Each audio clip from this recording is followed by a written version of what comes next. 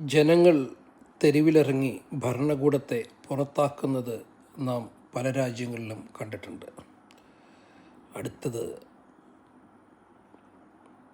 ഇന്ത്യയാണ്. ജനങ്ങളുടെ വോയിസിന് യാതൊരു വിലയുമില്ല, അടിച്ചമർത്തപ്പെട്ടുകൊണ്ടിരിക്കുകയാണ്. നോർത്ത് ഇന്ത്യൻ ഭാഗങ്ങളിലേക്ക് ഒന്ന് കണ്ണോടിച്ചാൽ അവിടെ നിന്നുള്ള കാഴ്ചകൾ അതിവ്യസനകരമാണ്. പോലീസ് പട്ടികളെപ്പോലെ ജനങ്ങളെ തല്ലുന്ന കാഴ്ചയാണ് കാണുന്നത്.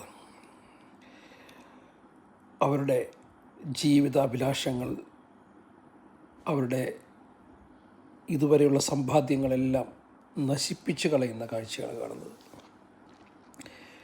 ജീവിക്കാൻ പാടുപെടുന്ന ജനത, രണ്ടറ്റം കൂട്ടിമുട്ടിക്കാൻ പാടുപെടുന്ന ജനതയെ കൊള്ളയടിച്ച് ഒരു ഭരണ സംവിധാനവും.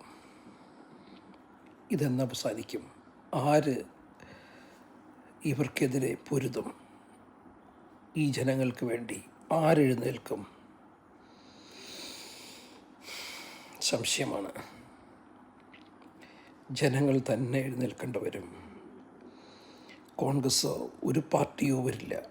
അവരൊക്കെ അവരുടെ കംഫർട്ട് സോണിൽ അവർ വിരാജിക്കുകയാണ്. അവരവരുടെ കംഫർട്ട് സോൺ വിട്ട് പുറത്തേക്ക് ഇറങ്ങില്ല.